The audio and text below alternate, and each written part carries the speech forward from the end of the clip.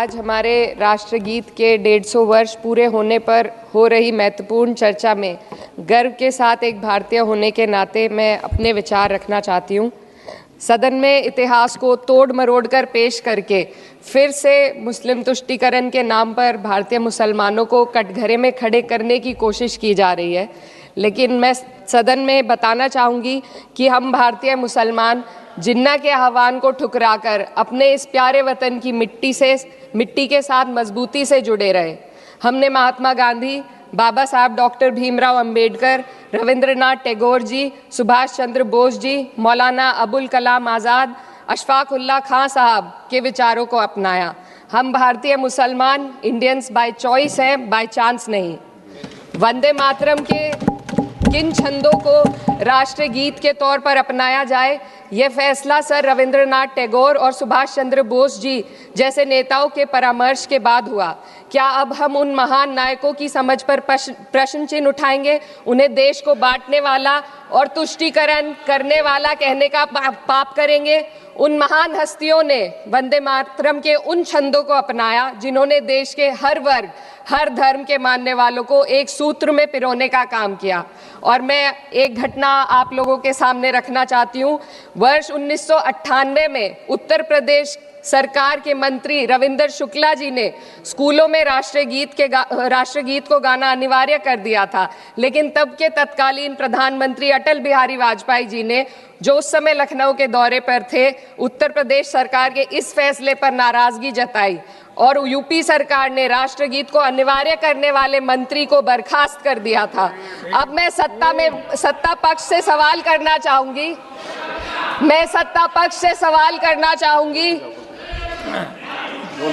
बोलने दीजिए। मैं सत्ता पक्ष से सवाल करना चाहूंगी कि जो विजन आजादी के समय के लोगों का था राष्ट्रगीत को स्वेच्छा पर छोड़ने का, उसी का अनुसरण माननीय अटल बिहारी वाजपेयी जी ने किया, तो क्या वह भी मुस्लिम तुष्टीकरण कर रहे थे? जी नहीं, अटल बिहारी वाजपेयी जी राजधर्म निभा रहे थे। देश में सब धर्मों को एक साथ लाना, सबके जज्बात का एहसास करना ही सबसे बड़ा राष्ट्रवाद है। माननीय अध्यक्ष महोदय, आज हमें वंदे मातरम के असली भाव को समझना जरूरी है। यह गीत तो देश के जल, जंगल, जमीन, हरियाली और निर्मल हवा की वंदना को समर्पित है। यह भारत की जन जन की मंगल कामना करता है कि भारत का हर नागरिक स्वस्थ रहे, सुरक्षित रहे और सम्मान के साथ जी सके। सुजलाम सुफलाम का अर्थ है, सुनिए, ऐसा देश जहाँ स्वच्छ और पर्याप्त जल हो, जहाँ नदियाँ जिंदा हो, बहती हो, जीवन देती हो। अध्यक्ष महोदय, लेकिन अब जरा यमुना का हाल देखिए। दिल्ली प्रदूषण नियंत्रण समिति की 2025 की रिपोर्ट बताती है कि यमुना के कई हिस्सों में बीओडी स्तर 127 mg पर लीटर है तक पहुंच चुका है, जबकि किसी जीवित नदी के लिए ये 3 mg पर लीटर से कम होना चाहिए। ये सिर्फ नदी का संकट नहीं है, ये किसान का संकट है। नमामि गंगे के नाम पर हजारों करोड़ रुपए खर्च हो गए, लेकिन सच्चाई ये है कि आज भी गंगा और यमुना के किनारे किसान मजबूरी में उसी जहरीली पानी से खेती कर रहा है। वही जहर अनाज में उतरता है और वही जहर किसान की जिंदगी को धीरे धीरे खत्म कर देता है। अध्यक्ष महोदय, जब पानी जहर हो जाएगा तो सुजलाम कैसे होगा? जब किसान बर्बाद होगा तो सुफलाम कैसे होगा? मलयज शीतलम, मलय का अर्थ है मलय पर्वत से बहने वाली ठंडी, सुगंधित, चंदन जैसी हवा जो जीवन देती है, बीमारी नहीं। आज मैं इस सदन से पूछना चाहती हूँ, क्या आज के भारत की हवा मलयज शीतलम है?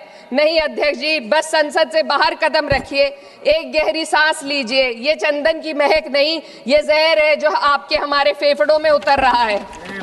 दुनिया के 20 सबसे प्रदूषित शहरों में से 13 भारत में है। दिल्ली की हवा में सांस लेना मानो रोज 20 सिगरेट पीने जैसा हो।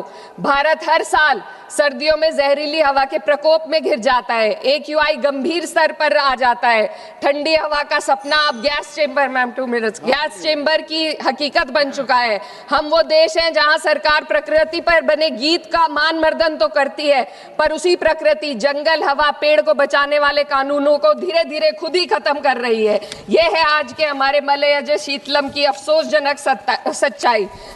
अगर हम हवा को साफ नहीं कर पाए तो न सुजलाम बचेगा, न सुफलाम बचेगा।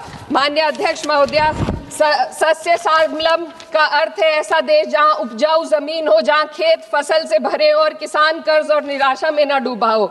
आज किसान सिर्फ मौसम से नहीं लड़ रहा, वह प्रदूषण, नीतियों की बेरुखी और सिस्टम की नाइंसाफी से लड़ रहा है। एक तरफ कॉर्पोरेट के लोन माफ होते हैं, दूसरी तरफ किसान को उसकी वाजिब एमएसपी भी नहीं मिल पाती है। आप ग्लोबल सुपर पावर बनने की बात करते हैं, लेकिन हमारी पर कैपिटा इनकम दुनिया में 136वें नंबर पर है। हम अपने छोटे पड़ोसी देश से भी पीछे हैं। हमारे लोग $2,500 तक भी नहीं कमा पा रहे एक साल में, और जिन अरबपतियों की ये रक्षा करते हैं वो इतना पैसा एक सेकंड में कमा लेते हैं। आज वंदे मातरम को बुनियाद बनाकर राजनीति की जा रही है, लेकिन जमीन पर जंगल पूंजीपतियों को सौंपी जा रही है। आदिवासियों को उनके घरों से उजाड़ा जा रहा है। मातरम में जो मात्रा माता है वह सिर्फ मातृभूमि की वंदना नहीं, वे इस धरती की हर नारी, वे इस देश की हर बेटी, हर महिला के सम्मान की बात भी करता है। लेकिन आंकड़े अगर आप देखेंगे, एनसीआरबी की हाल की रिपोर्ट के अनुसार, मैम जसवंत के अनुसार देश में हर वर्ष लगभग 30,000 से अधिक बलात्कार हो रहे हैं। यानी एक दिन में 80 से अधिक महिलाएं यौन हिंसा का शिकार होती है, और ये सिर्फ दर्ज मामले हैं। जब जम्मू कश्मीर की एक बच्ची हिंसक अत्याचार का शिकार होती है, जब सत्ता से जुड़े लोगों पर आरोप लगते हैं और कार्रवाई वर्षों लटक जाती है, जब उन्नाव की पीड़िता लखनऊ के दरबार में इंसाफ को लेकर अपनी जान देने पर आमादा होती है, जब बिल्किस बानो के अपराधियों का सरकार के लोग द्वारा स्वागत किया जाता है, तो ये घटनाएं वंदे मातरम की आत्मा पर चोट पहुंचाती है। मैं अध्यक्ष महोदया बस यही कहना चाहती हूँ अपनी बात को अंत में रखते हुए कि वंदे मातरम सिर्फ अतीत की ललकार नहीं, ये वर्तमान की जिम्मेदारी है। ये आत्मा मंथन की घड़ी है। यही समय है कि हम वंदे मातरम को सिर्फ नारा नहीं, नीति और जिम्मेदारी बनाएं। और अपने जज्बात को मैं आलमा इकबाल साहब के तराना हिंद के साथ इस सदन में रखना चाहती हूँ कि सारे जहां से अच्छा हिंदुस्तान हमारा, हम बुलबुले हैं इसके, ये गुलसिता हमारा, मजहब नहीं सिखाता आपस में बैर रखना, हिंदी है हम, वतन है हिंदुस्तान हमारा।